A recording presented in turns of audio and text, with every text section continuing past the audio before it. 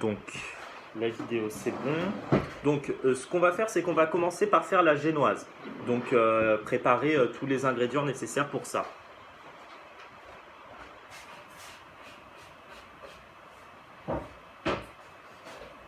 Ah oui, pour ceux qui n'auraient pas entendu ou qui viennent d'arriver, vous pouvez égoutter vos... Si vos cerises étaient encore dans le sirop, vous pouvez les égoutter dès maintenant. C'est même recommandé puisqu'il faut le faire à peu près 30 minutes avant. Donc pour la génoise, je vous rappelle, vous commencez par faire chauffer une casserole d'eau sur laquelle on mettra notre saladier ou cul de poule, etc. Et on fouettera les œufs et le sucre jusqu'à ce que ça gonfle bien, si vous vous souvenez. On l'avait fait pour le mocha.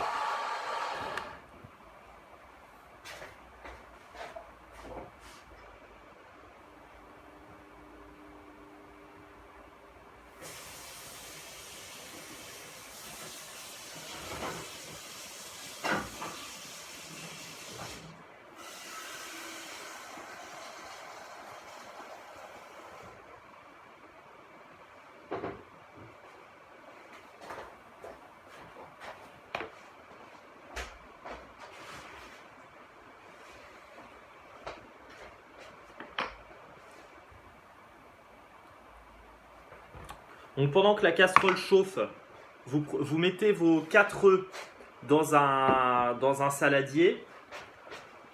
Vous y mettez le sucre, donc le sucre en poudre, et vous fouettez. Ah merde, j'ai un sucre qui est un peu humide, alors ça fait un bloc. Hop.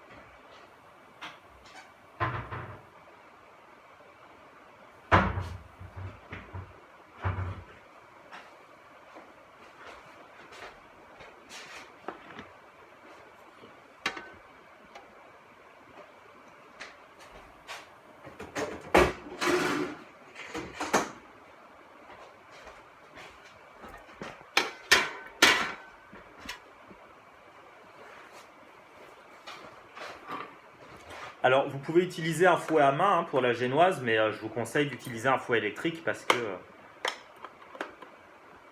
que sinon ça va vraiment vous fatiguer.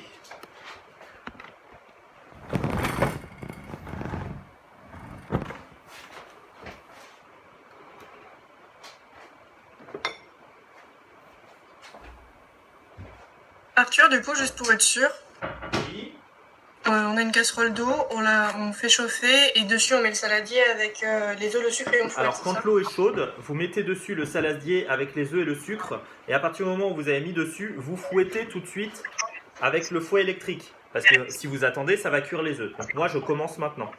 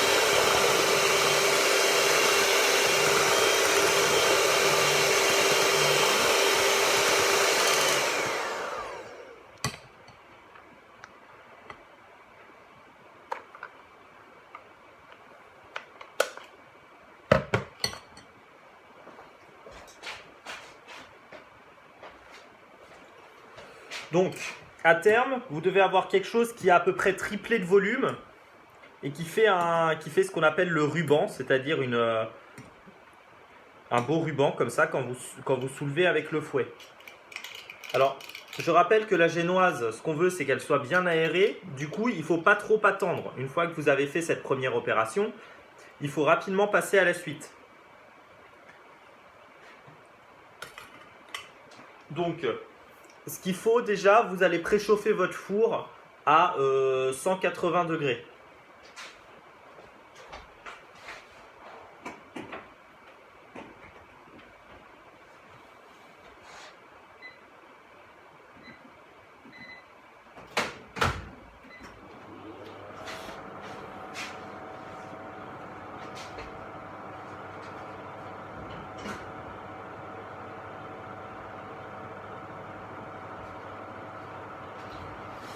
Et dans votre mélange œuf et sucre, vous devez ajouter les 125 g de farine et les 20 g de cacao amer. Vous pouvez les mettre en même temps, hein, c'est pas un problème. Idéalement en 3 fois et en le tamisant pour éviter les grumeaux. C'est le meilleur moyen pour que la génoise conserve un maximum de volume.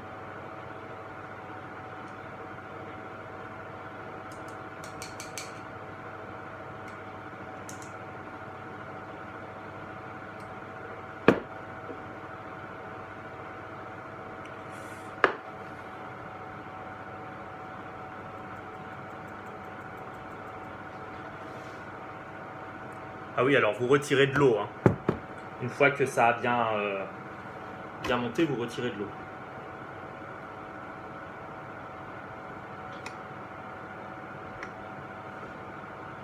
Et donc pour incorporer la farine et le cacao, vous mélangez en faisant des cercles comme ça, délicatement.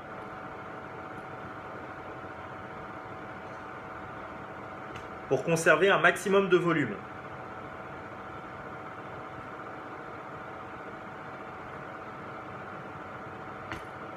Et quand vous avez incorporé le premier tiers de farine, bah vous incorporez le deuxième, etc.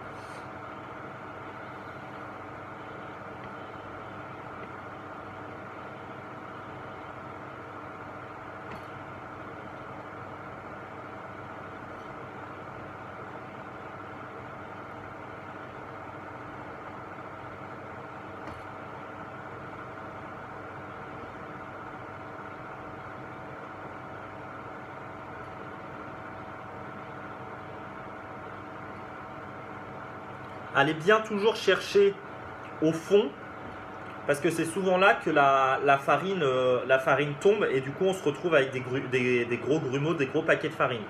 Donc il faut bien faire attention à ça.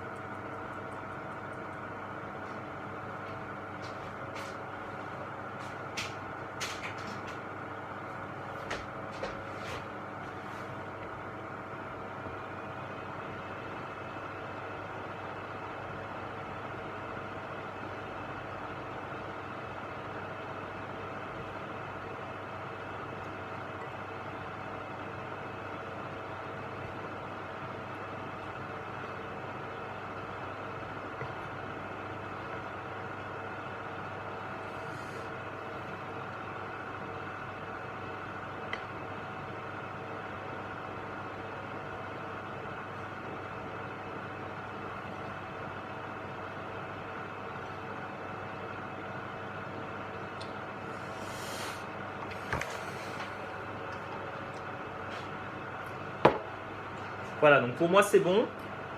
Alors la génoise, dès qu'elle est finie, il faut la mettre au four, il ne faut pas attendre.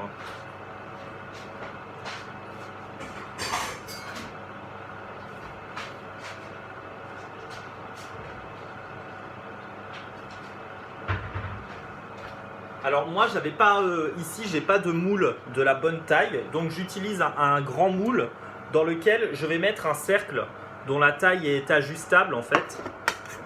Comme ça j'aurai la génoise de la bonne taille. Voilà, c'est pour ça que vous voyez un montage un peu bizarre.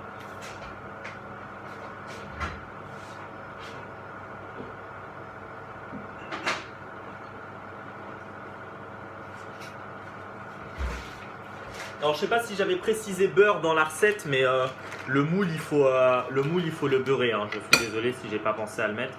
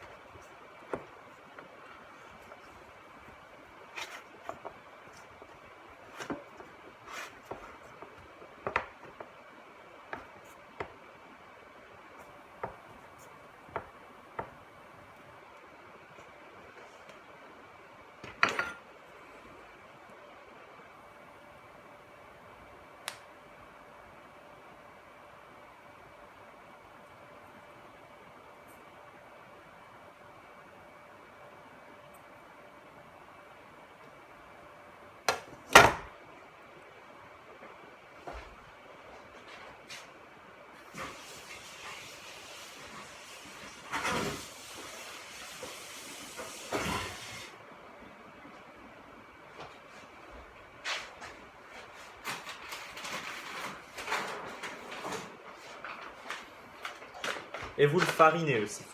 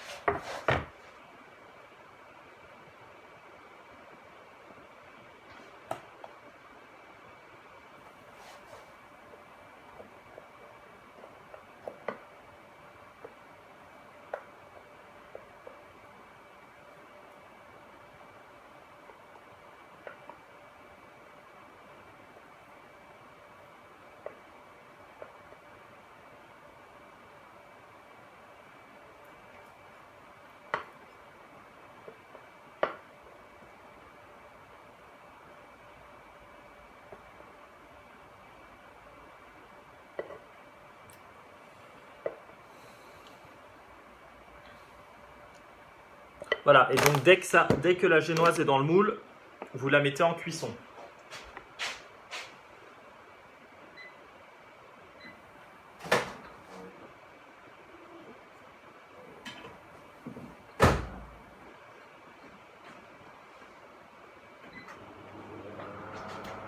Alors selon la température du four, pour la cuisson, il faut compter entre 15 et 20 minutes, je pense.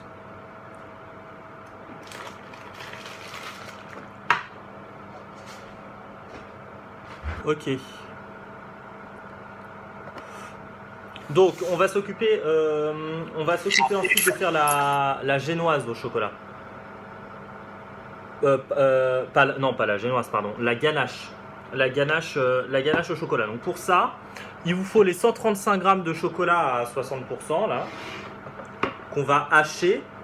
Donc vous le hachez avec un gros couteau.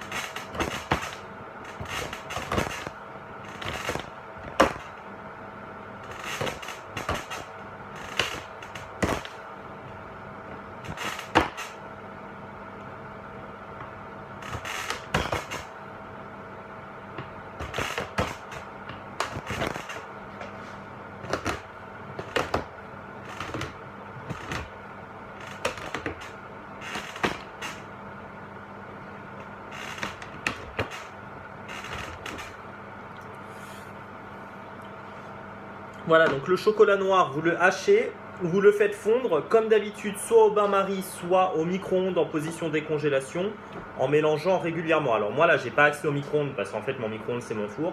Donc je vais faire ça au bain-marie.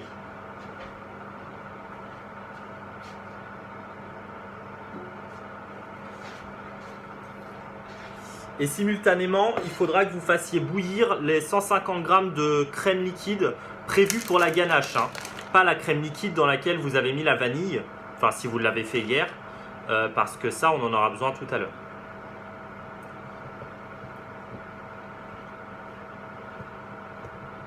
Vous me dites hein, si c'est pas clair. Hein. Voilà, donc je mets mon chocolat au bain-marie.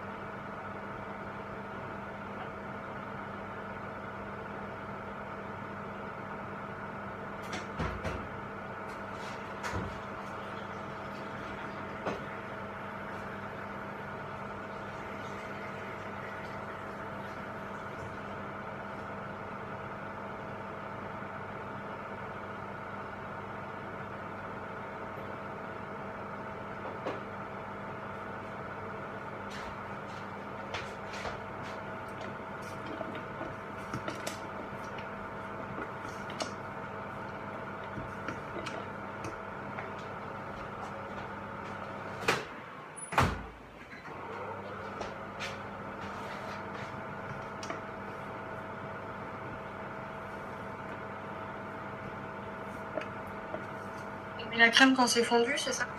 Alors la crème, souvenez-vous, quand le chocolat est fondu, vous versez la crème sur le chocolat en 3 fois, en mélangeant avec votre spatule pour créer une sorte de petit noyau un peu élastique, vous voyez, brillant élastique. Ok. C'est pour éviter de faire trancher la ganache à cause de la matière grasse contenue dans le chocolat.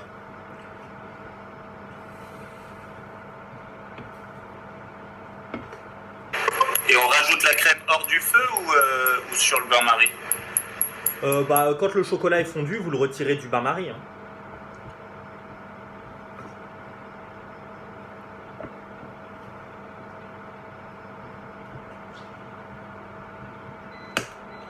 Alors, moi, je vais vérifier la cuisson de la génoise.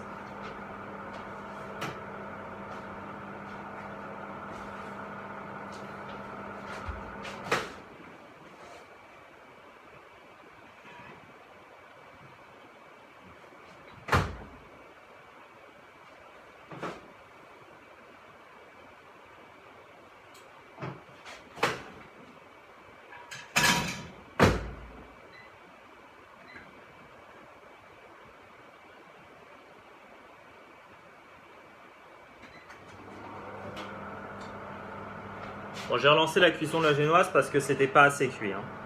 Vous vous souvenez, pour vérifier la cuisson, c'est tout bête, vous plantez un couteau et si vous voyez que la lame, elle est un peu, il y a de la pâte dessus, c'est que c'est pas cuit.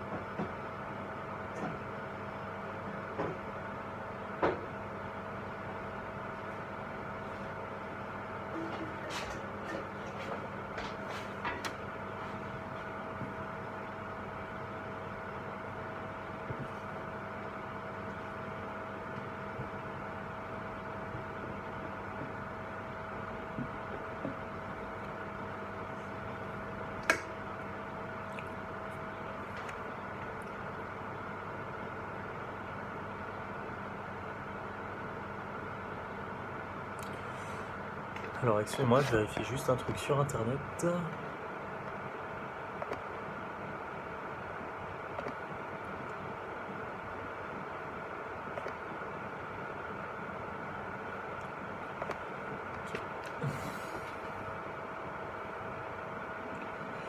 La ganache, quand vous l'avez terminée, vous la laissez de côté à température ambiante.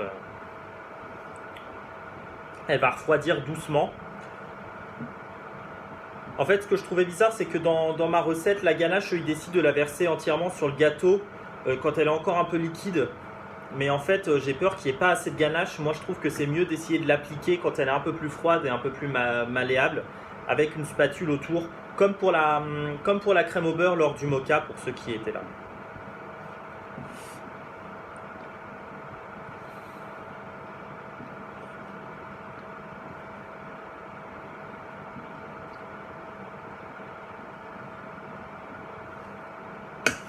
Voilà, donc chez moi, le chocolat est fondu.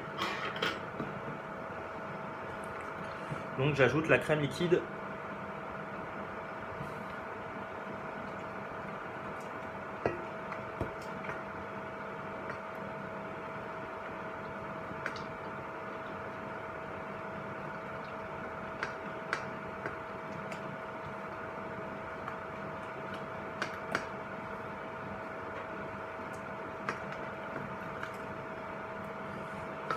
Alors, si votre ganache a tendance à trancher, c'est-à-dire ça fait des petits grains, ça se dissocie, vous mettez un coup de mixeur dedans.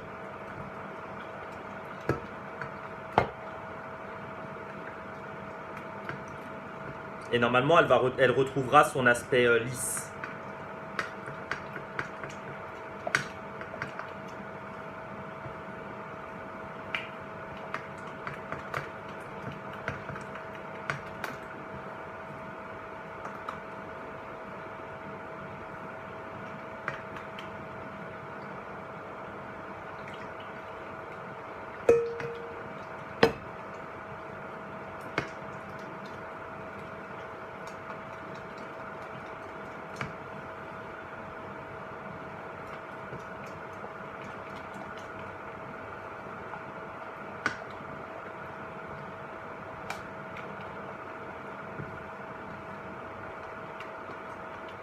Voilà, et donc quand la ganache est terminée, alors moi je vais la changer de casserole, vous la laissez reposer.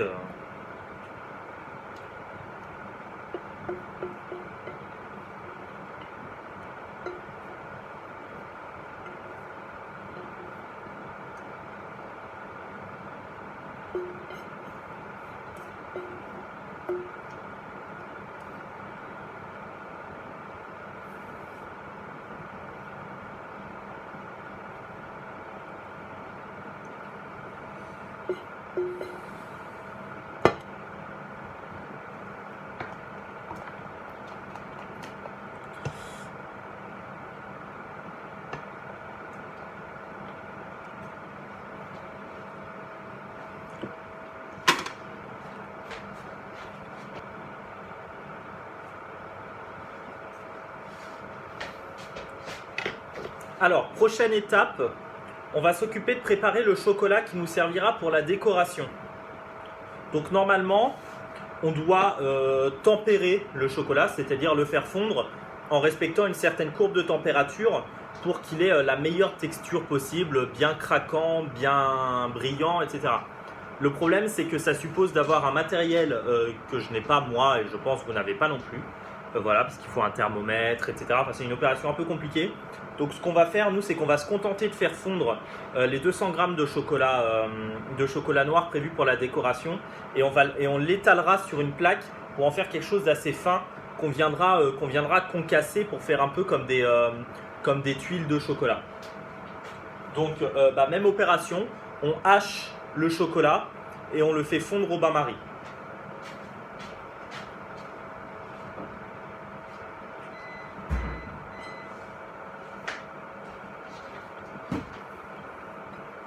Comme ça aura bien le temps de refroidir jusqu'au moment où on montera le gâteau. Ça sera bien craquant, etc.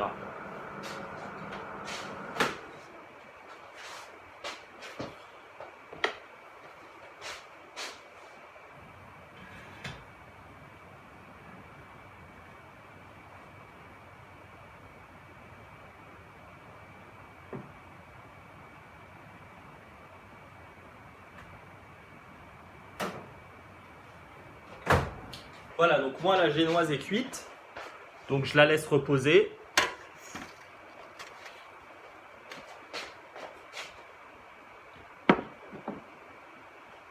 Et on s'occupera de la démouler après.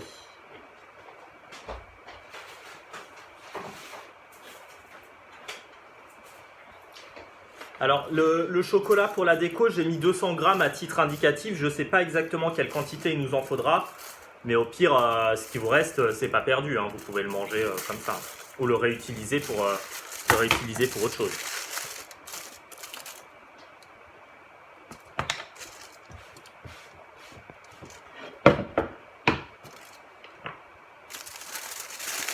Est-ce que ça va chez tout le monde pour le moment?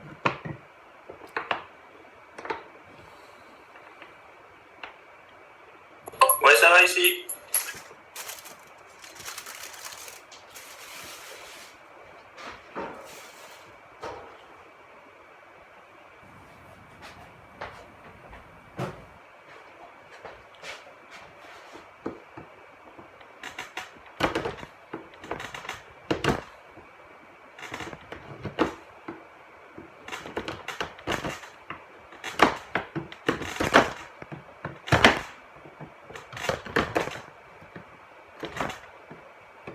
Juste une fois que la ganache elle est finie, on en fait quoi? Faut la laisser de côté. Ok, merci.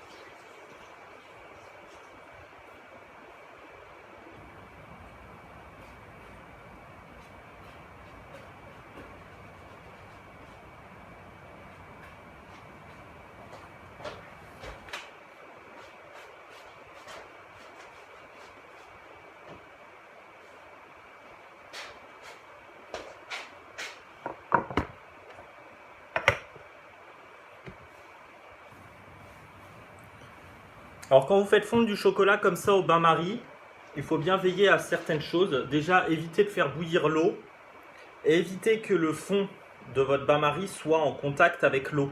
En fait, le chocolat, ça a besoin de fondre avec une chaleur un peu douce. Et si ça touche l'eau, en fait, ça va être trop agressif.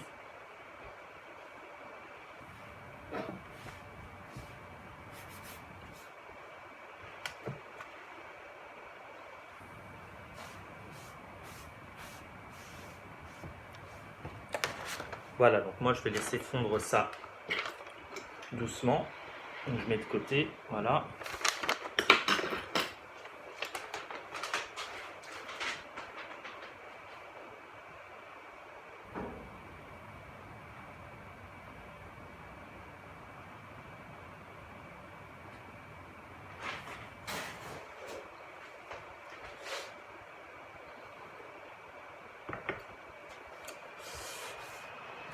Et je vais voir si je peux démouler la génoise.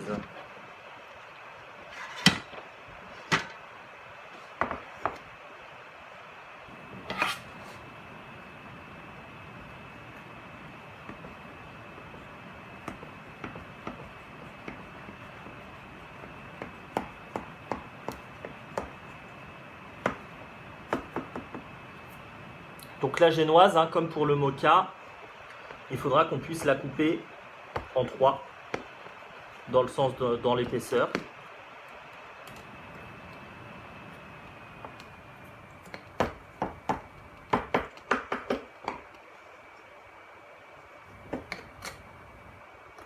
Les génoises, c'est cuit quand le couteau que t'enfonces dedans ressort propre, c'est ça? Voilà, c'est ça. Ok.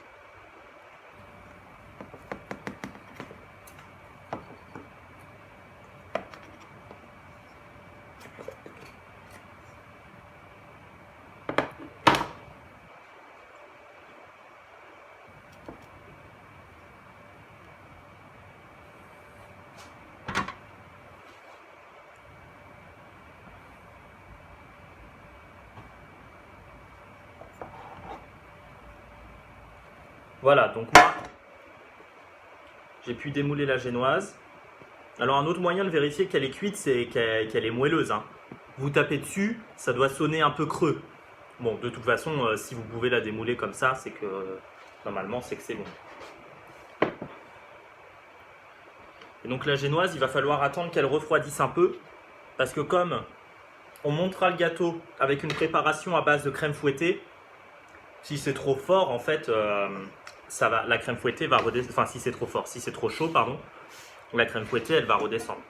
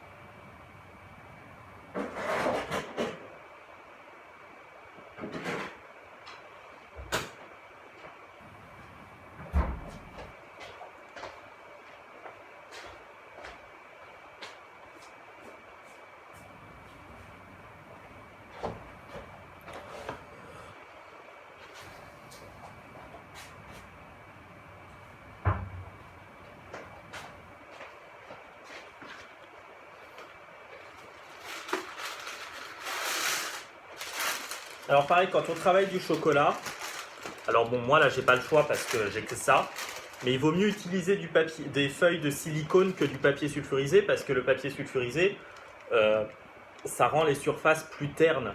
Vous avez quelque chose de plus brillant avec du silicone. Bon là malheureusement, j'ai que ça, donc j'ai pas le choix.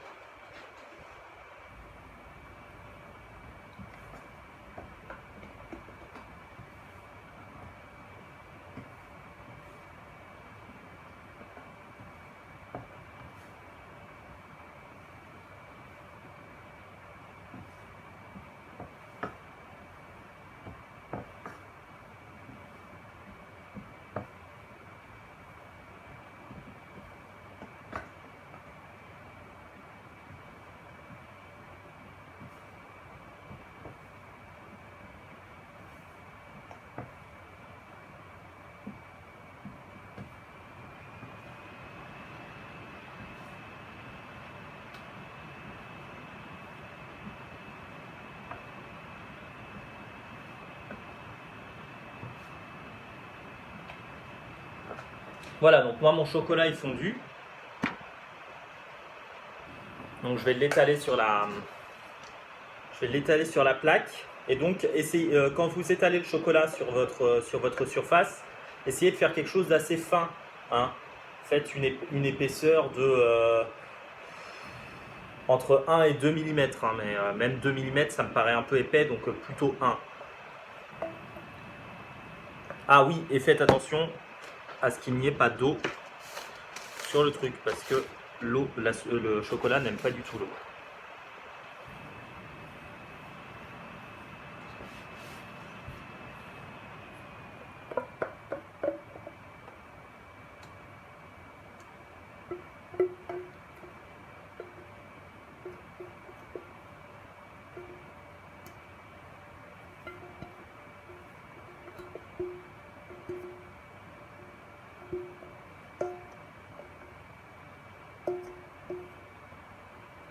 Et en fait, normalement, dans la forêt noire, alors il y a plein de manières de faire, mais quand le chocolat est correctement tempéré, on l'étale sur une épaisseur assez fine, et en fait, avec ce qui s'appelle une plaque carrée de chocolatier ou un truc comme ça, on peut faire des copeaux roulés.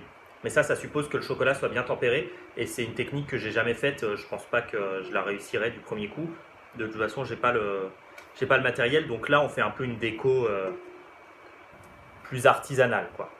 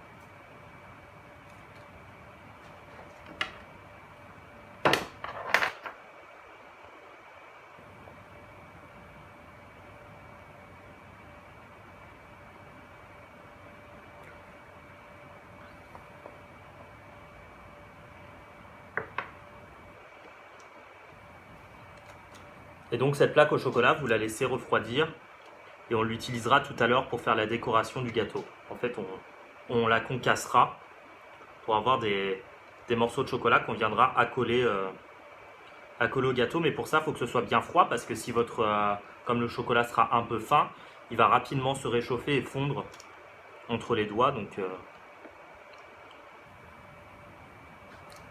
voilà.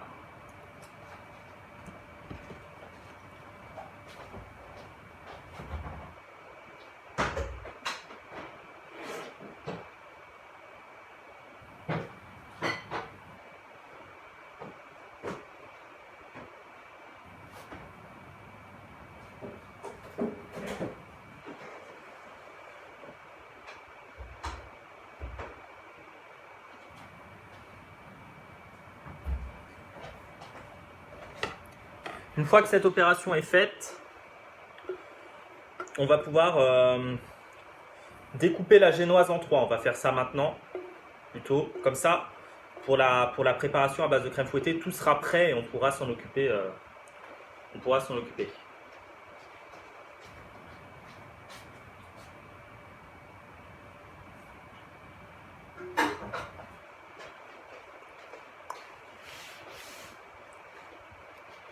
Est-ce que c'est... Donc là, notre plaque de silicone, là, on la met au frigo, c'est ça? Ouais, alors moi je l'ai mis au congélateur pour que ça aille encore plus vite.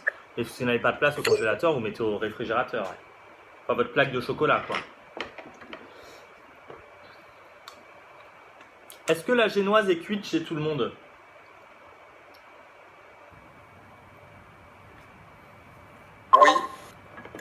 Oui. Oui. Ok.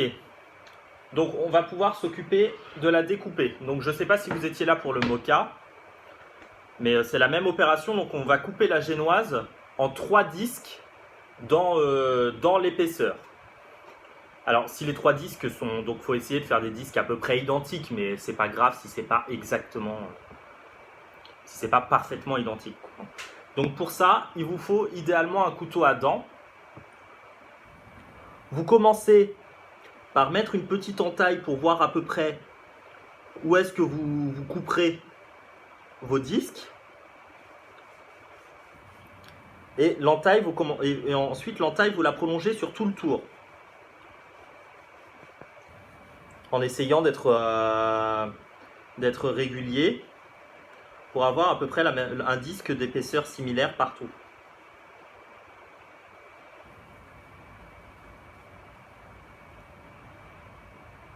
Et quand vous avez bien fait le tour, que vous voyez bien où est-ce qu'il faut couper, bah là vous coupez de plus en plus vers le centre.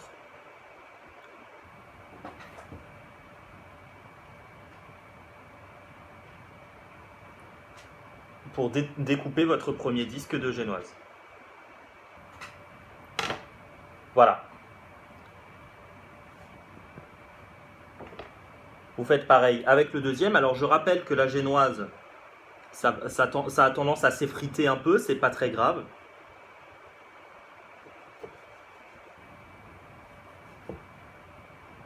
Et il vaut mieux la découper quand elle est encore un peu chaude parce que sinon après la génoise ça a tendance à... ça rancit un peu comme du pain et du coup ça devient un peu dur. Donc il vaut mieux s'en occuper rapidement.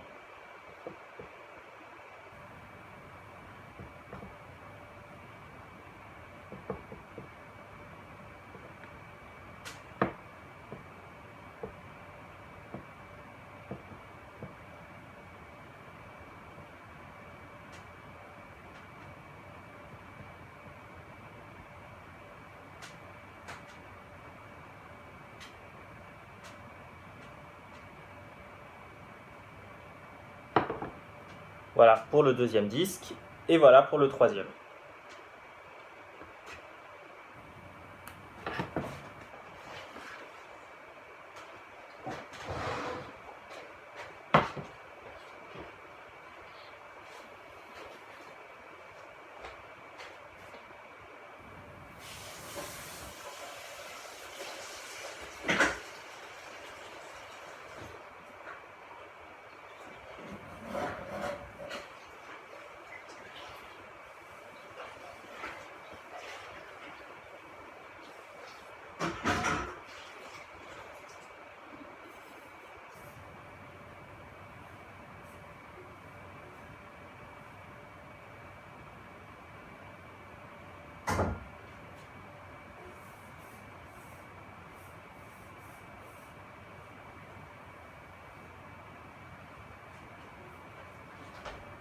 Une fois que ça c'est fait, vous pouvez enfin sortir tout le matériel nécessaire pour la crème légère.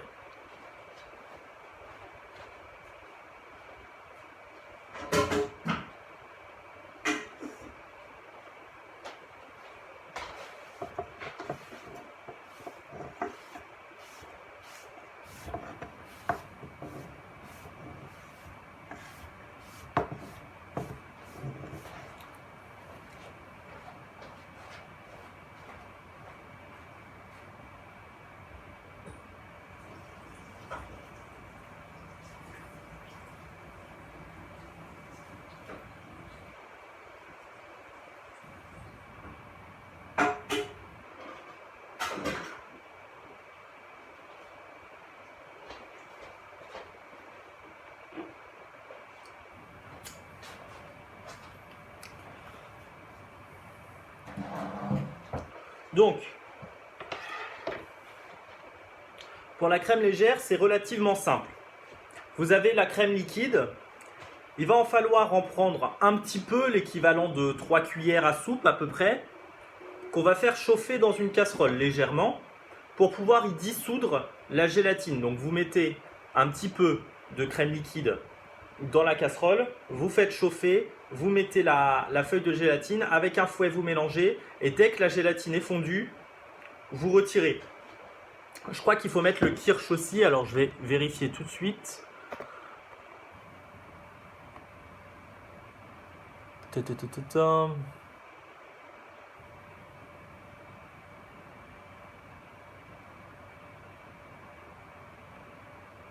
Ah non, c'est pas tout de suite. Ok. Donc,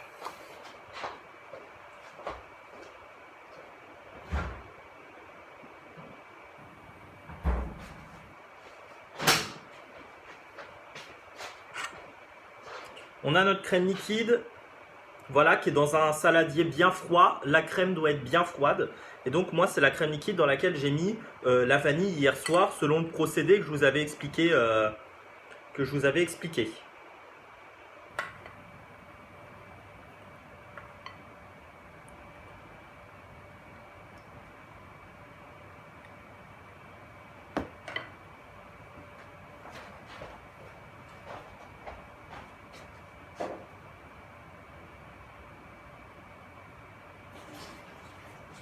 Donc vous faites chauffer, vu la quantité, ça va aller très vite. La gélatine, donc on l'a ramollie dans de l'eau froide, je vous avais dit tout à l'heure de le faire si je me souviens bien. Vous la prenez, vous l'essorez bien entre vos mains pour retirer toute l'eau qu'elle contient. Et quand la crème liquide est chaude, vous la mettez dedans et vous mélangez.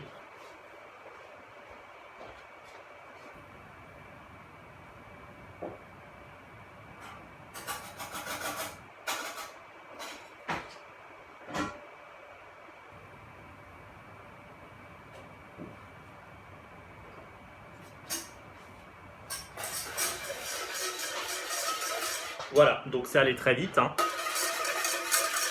Chez moi, c'est déjà chaud. J'ai mis la gélatine. C'est une seule plaque de gélatine. Hein. Ouais, enfin une seule feuille. En fait, il vous faut 2 grammes. Donc ça dépend du poids de chaque feuille. 2 grammes, c'est pas évident à peser si vous n'avez pas une balance électrique. Donc regardez sur le paquet de gélatine. Normalement, il y a le grammage total. Et vous divisez par le nombre de feuilles à l'intérieur du paquet. Moi, j'ai mis une feuille parce que ça correspondait à peu près à ça.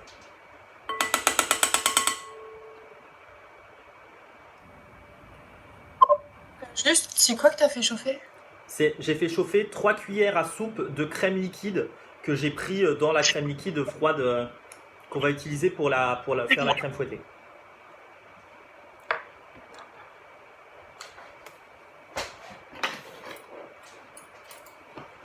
Une fois que vous avez fait cette opération, vous avez fait chauffer la crème liquide, vous avez mis la gélatine dedans et vous avez bien dissous la crème, la gélatine dans la crème liquide. La crème liquide qui nous reste, qui est donc dans un saladier bien froid, il va falloir la monter comme une chantilly. Vous y mettez les 15 grammes de sucre qui sont prévus dans la recette et vous fouettez jusqu'à obtenir jusqu'à ce que vous puissiez retourner le saladier, si vous vous souvenez bien.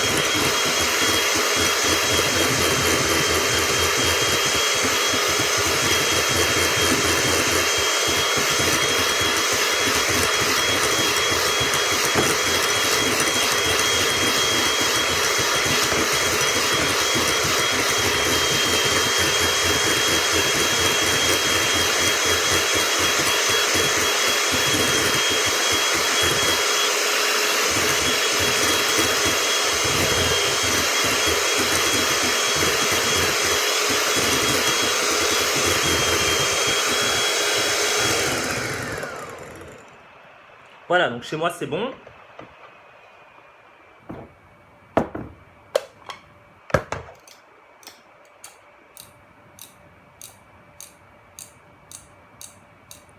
Voilà.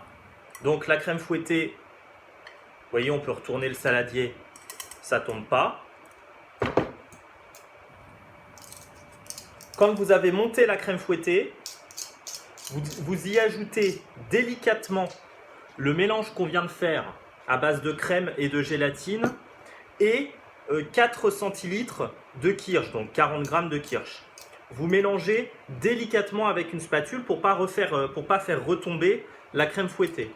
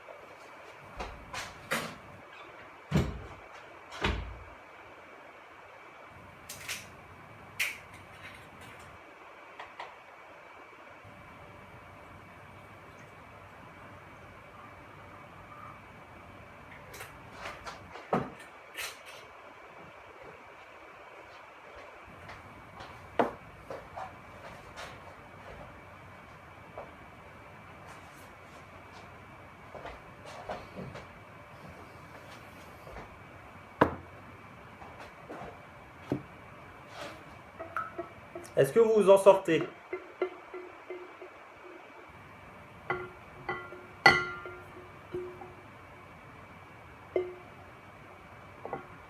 Bon. Bah, j'espère que oui. On est en train de fêter la crème.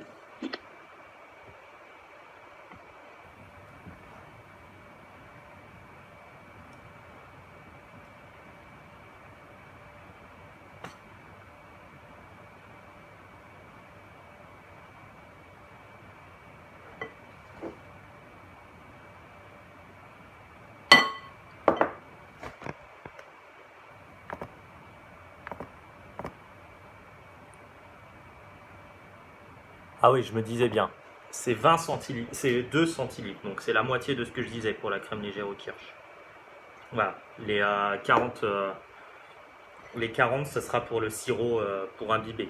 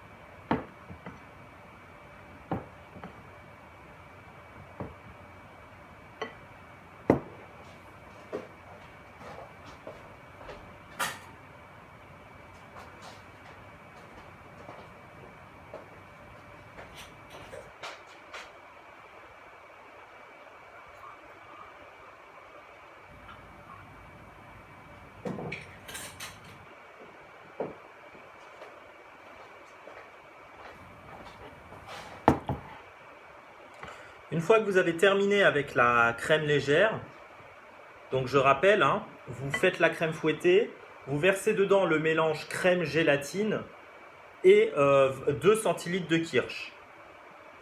Quand vous avez fait ça, bah, on est prêt pour faire les premières étapes du montage du gâteau.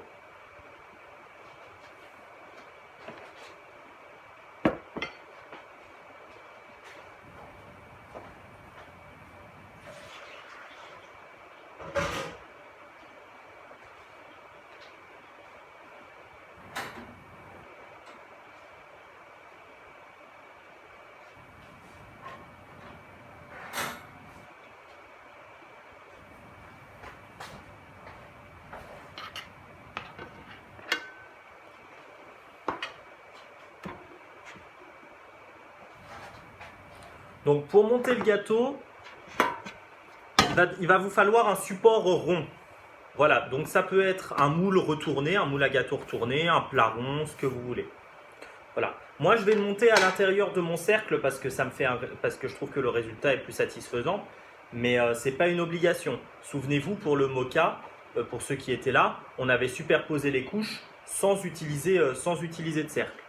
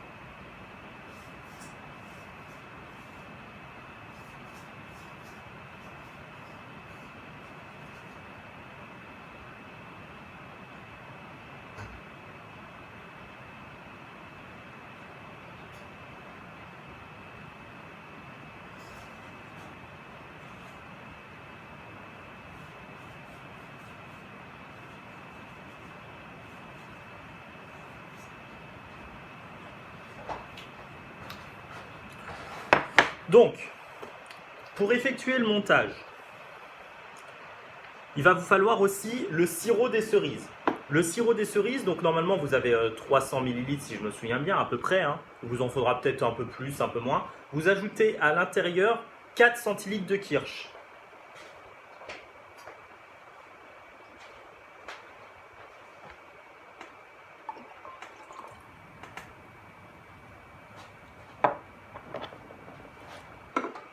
Et le sirop, il va servir à imbiber la génoise. Alors le mieux pour ça, c'est d'avoir un pinceau. Alors moi, malheureusement, le mien est chez mes parents, donc je ne l'ai pas ici. Je vais utiliser une cuillère à soupe et je vais, avec ma main, bien appuyer pour que le biscuit soit bien imbibé.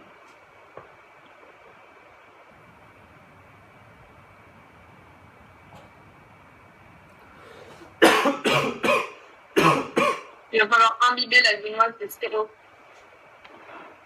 Oui, c'est ça.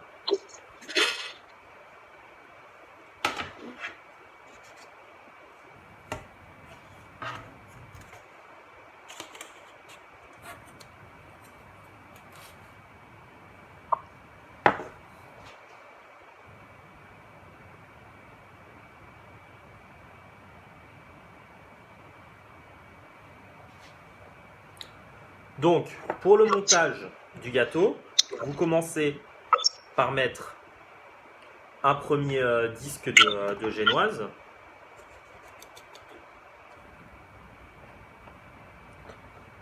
Vous l'imbibez avec à peu près un tiers du sirop.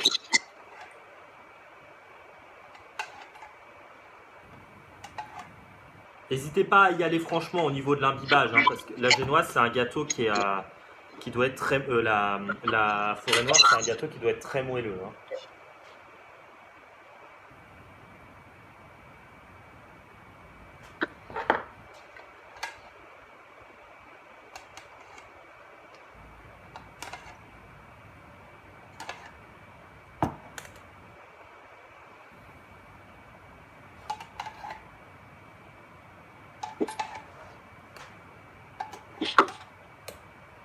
Il y a quelqu'un qui a laissé son micro ouvert.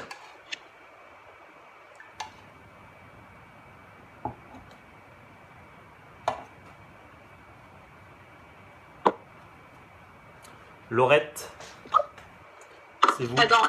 C'est vous pour le micro. Merci. Donc, quand vous avez imbibé le premier disque, vous prenez votre crème légère et vous en mettez à peu près la moitié sur le disque de génoise. Je dis à peu près, je vous conseille d'en garder une petite partie qui vous servira pour faire la déco du gâteau.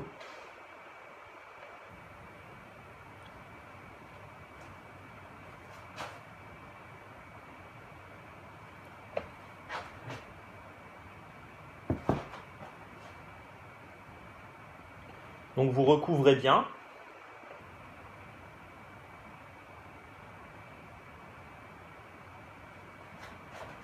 Vous essayez d'avoir à peu près la même épaisseur partout.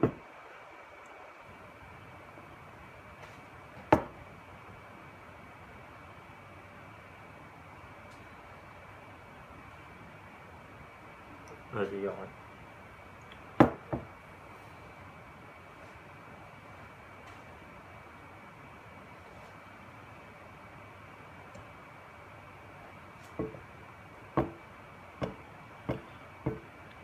Et ensuite, vous utilisez des cerises, donc des cerises, des griottes, que vous venez, donc vous en prenez la moitié.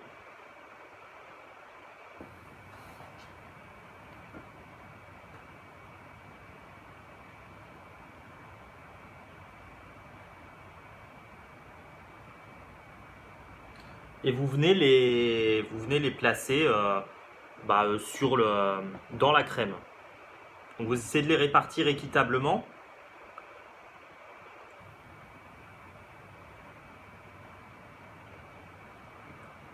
Pour qu'il y en ait dans chaque part de gâteau. Si vous en avez plus et que vous aimez vraiment ça, vous pouvez en mettre plus. Mais comme c'est sucré en fait, c'est pour pas que ça fasse trop après.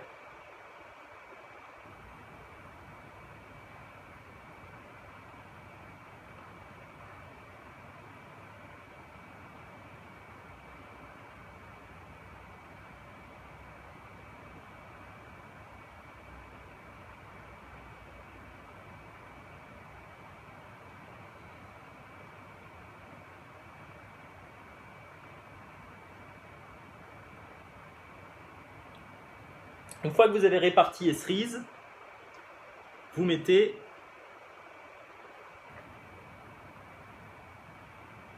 un deuxième disque de génoise. Vous appuyez bien. Ça vous permet aussi de bien répartir la crème. Et vous recommencez. Vous l'imbibez, vous mettez la crème et vous mettez les cerises.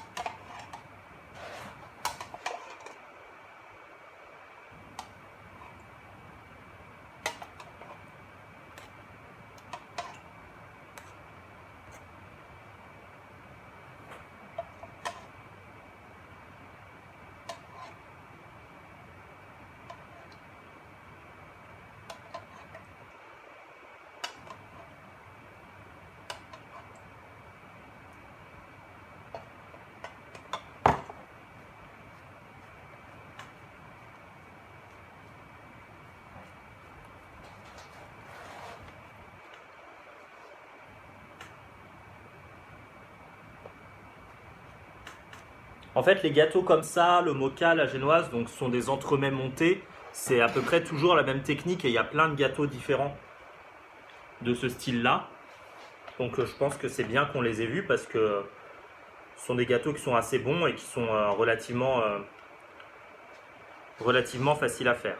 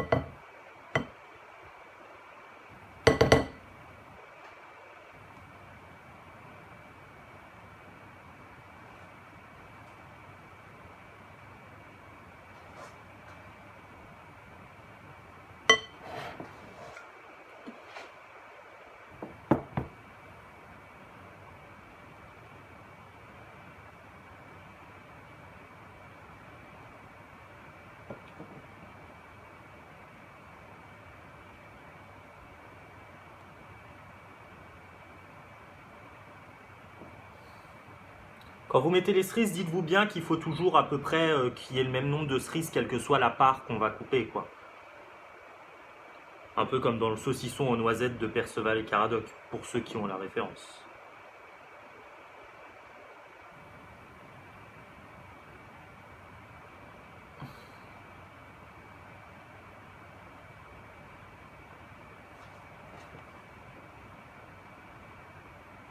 Arthur, Oui, c'est moi.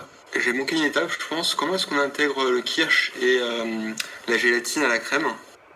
Alors, la crème, il faut prendre 3 cuillères à soupe de crème avant de la monter. Il faut prendre 3 cuillères à soupe de crème que l'on fait chauffer. On met la gélatine ramollie dans l'eau froide et essorée à l'intérieur de la crème. On mélange pour bien dissoudre la gélatine. Ensuite, vous fouettez le reste de crème, la majeure partie de la crème liquide en fait, vous la montez, donc avec un fouet électrique, vous la fouettez, vous faites une crème fouettée. Avant de le faire, vous mettez le sucre dedans, ensuite vous la montez. Quand elle est bien montée, vous versez à l'intérieur 2 centilitres de kirsch et le mélange crème-gélatine. Ok, merci. De rien. Voilà. Donc, donc quand vous avez fait la deuxième couche, vous mettez le 3e disque de génoise. Juste pour savoir, je conseille de faire quoi si au moment où tu rajoutes tes 3 cuillères de crème avec gélatine et kirsch dans ta crème fouettée, ça retombe complètement. Alors, il faut vraiment mélanger délicatement, hein. Après, ça va forcément être un peu plus liquide. Ça ne retombe pas totalement. Ça va forcément être un peu plus liquide. Vous pouvez très bien faire le montage du gâteau avec votre mélange un peu plus liquide. Si par contre, ça déborde trop sur les bords, alors moi, c'est possible que ça déborde un peu, mais comme il y a un cercle, c'est pour ça que j'utilise le cercle en fait. Comme il y a un cercle, c'est moins problématique.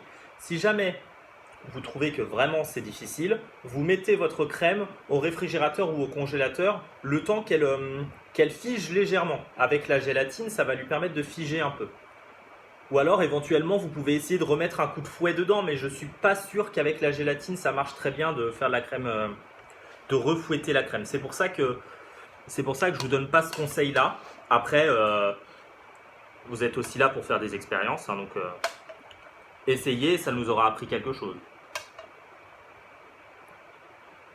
Voilà tout ce que je peux vous dire.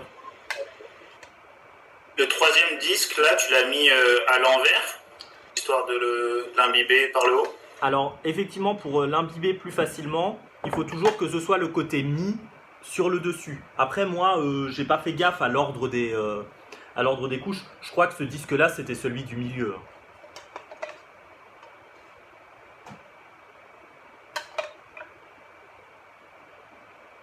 En fait, là, c'est pas un problème parce que le gâteau va être recouvert avec la ganache. Par contre, effectivement, quand vous faites un gâteau monté où les couches vont se voir, et notamment la couche du dessus, en général, on met le plus beau disque de génoise sur le dessus, évidemment.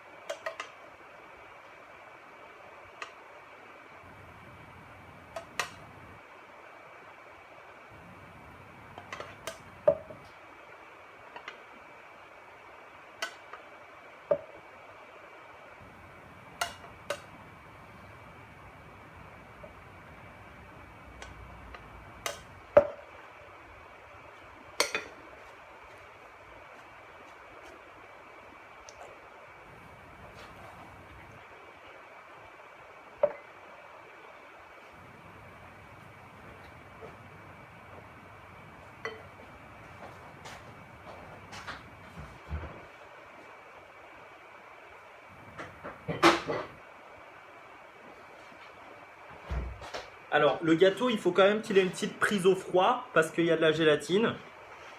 Donc, moi, je vais le mettre au congélateur pour que ça aille un peu plus vite. Et après, on pourra le recouvrir avec la ganache et avec les morceaux de chocolat.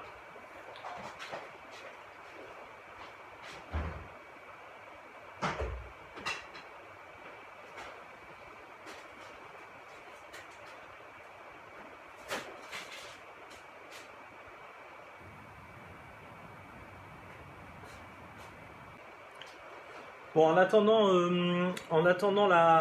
que le gâteau est bien refroidi, ce qu'on va faire, c'est que la plaque de chocolat, on va la sortir et on va la concasser. Comme ça sera fait.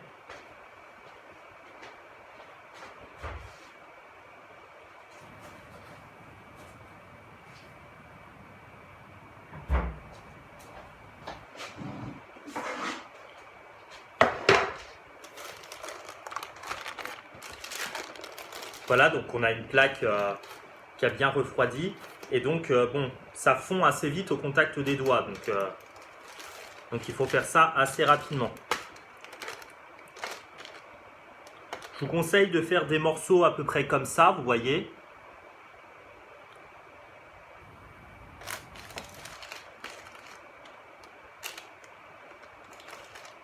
Et ça, en fait, on pourra les accoler sur le pourtour du gâteau.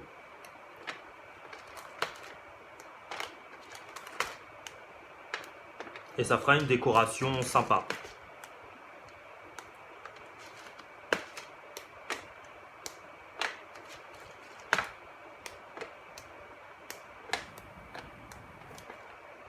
Faites pas des morceaux trop gros parce que après vous pourrez plus couper le gâteau.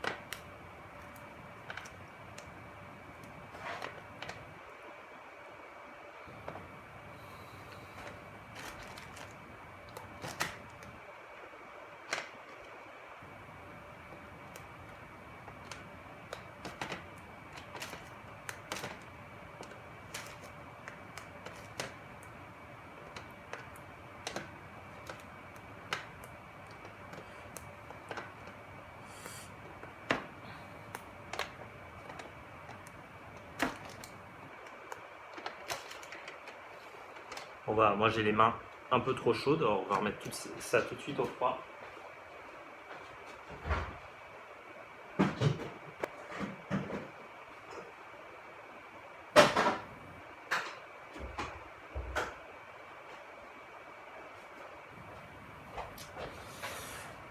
Donc je vais essayer de démouler le gâteau pour voir ce que ça donne.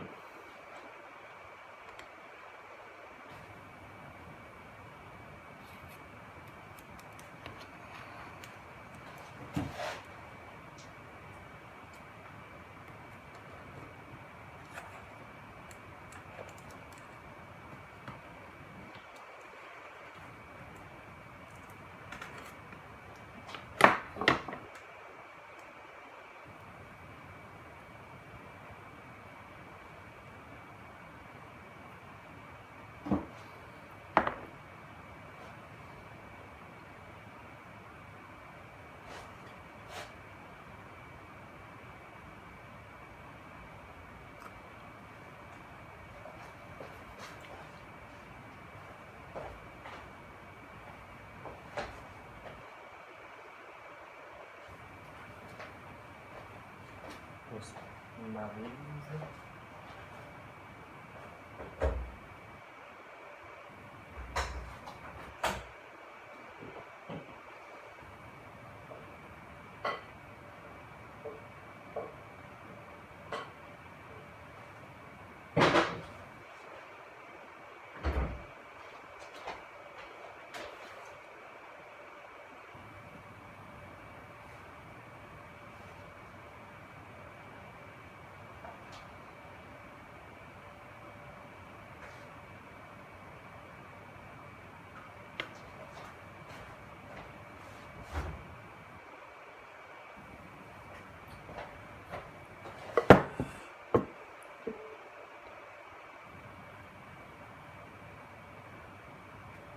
Je vous invite à faire la même chose que moi. Hein. Si votre gâteau est monté, lissez bien les bords, comme ça. Parce que vous verrez, ce sera plus simple pour mettre la ganache ensuite. Hein.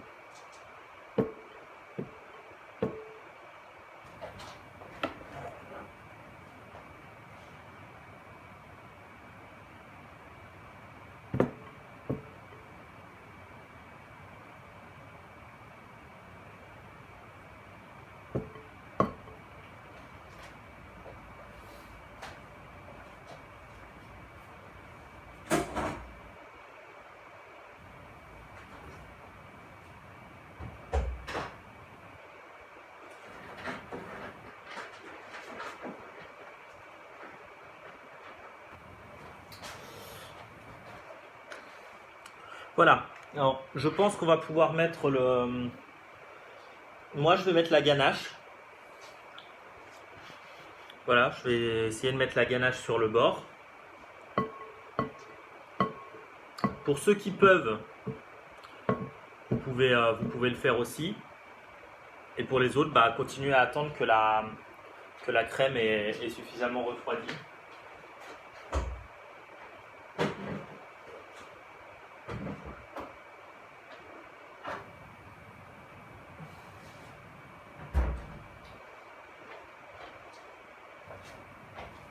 Il ne faut pas que la ganache soit trop dure non plus. Hein. Il faut quand même qu'elle soit malléable.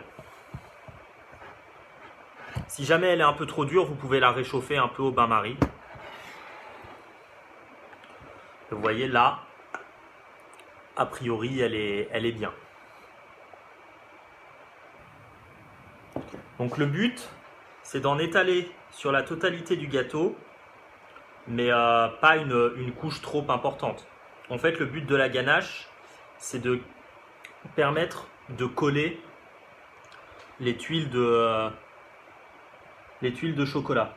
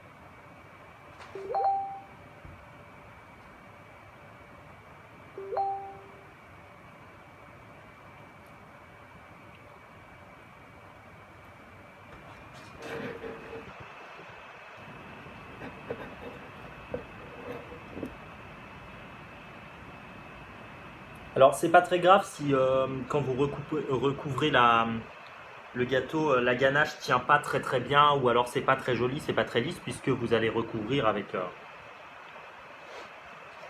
les tuiles de chocolat. Hein.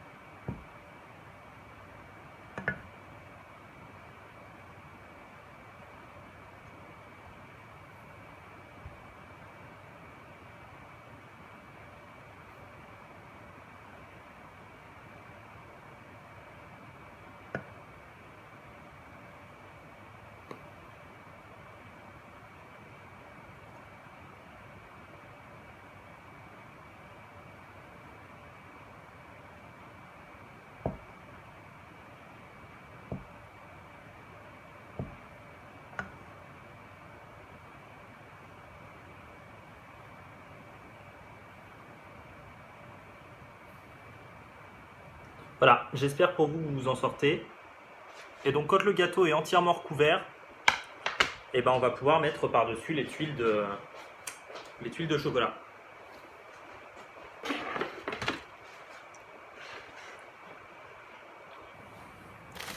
Et donc pour coller, ben on fait comme pour le mocha, vous prenez des copeaux de chocolat et vous les appliquez sur le bord du gâteau.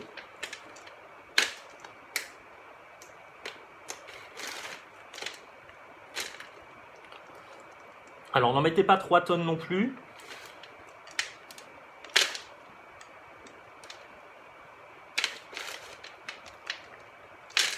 Parce qu'il faut qu'il y en ait assez pour la totalité du gâteau.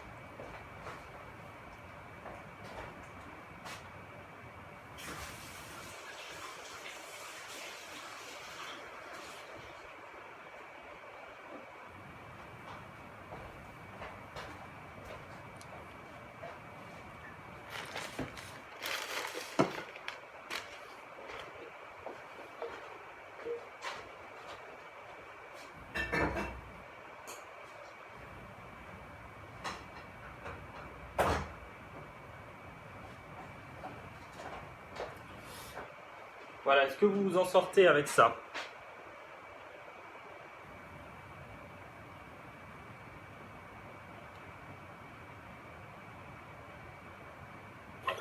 Ouais. Les copeaux, tu les plantes plutôt ou tu les poses, tu les colles, Je fais ça de manière totalement aléatoire. Il y en a qui se plantent, il y en a qui se posent. Là, je constate que j'ai fait le gâteau un peu trop gros parce que j'ai pas assez de copeaux. Normalement, idéalement, ça doit recouvrir la totalité du gâteau. On ne doit pas trop voir la ganache. Alors, c'est pas très grave. La forêt noire, c'est un gâteau qui est assez artisanal. La manière dont on la revisite, ça fait des gâteaux très différents en fait. Là, c'est vraiment la forêt noire un peu classique.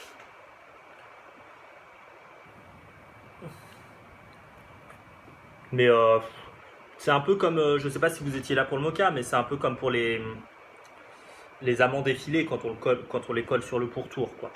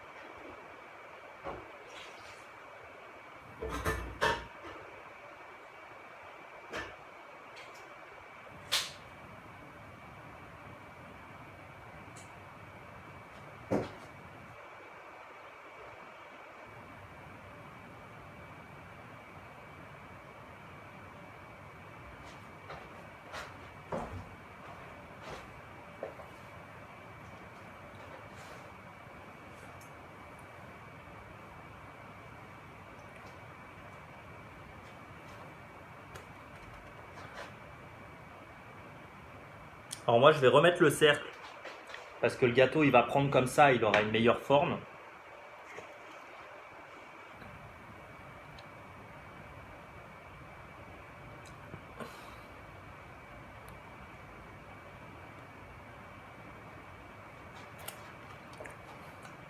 Et je vais faire la déco sur le dessus si je parviens à retrouver ce dont j'ai besoin.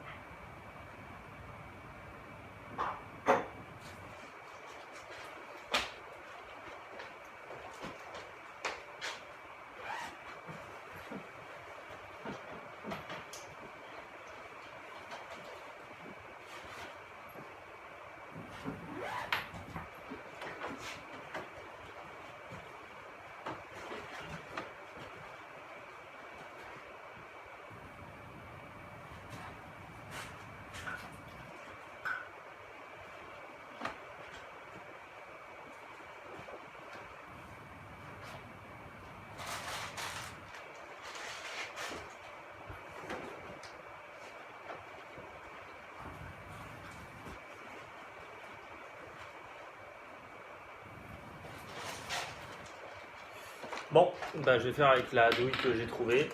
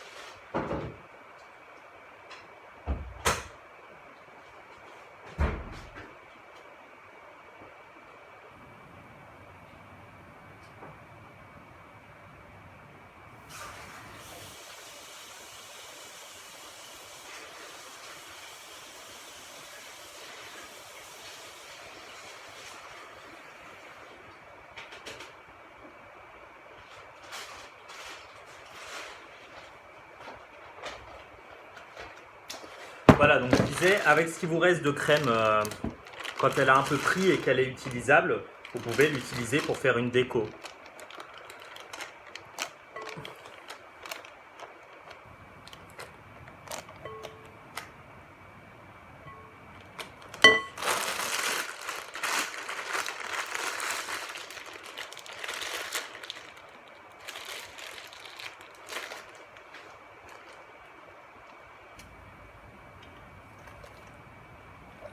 Donc là, il y a un trou déjà.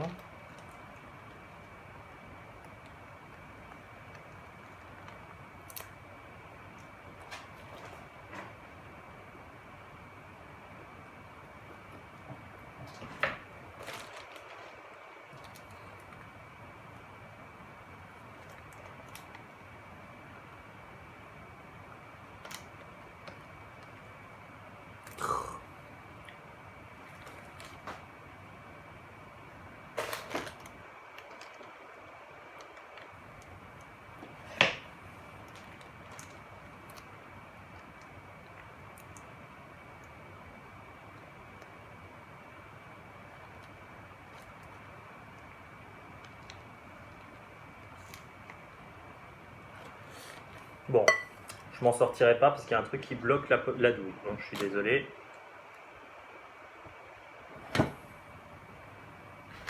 Bon, je propose qu'on arrête là, de toute façon vous avez l'idée. Hein.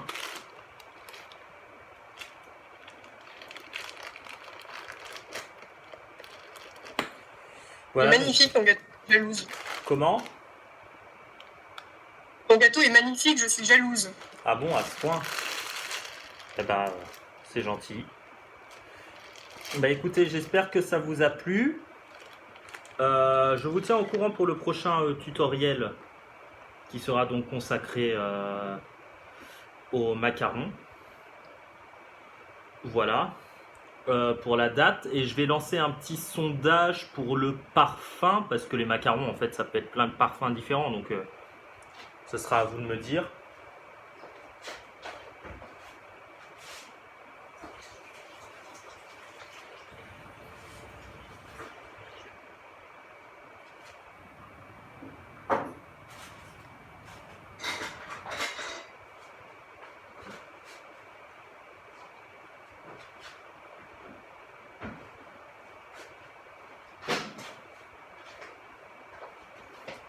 En fonction de ce dont vous avez envie. Voilà, est-ce qu'il y a d'autres questions? Non, merci beaucoup en tout cas. Bah de rien, merci à vous, une fois encore.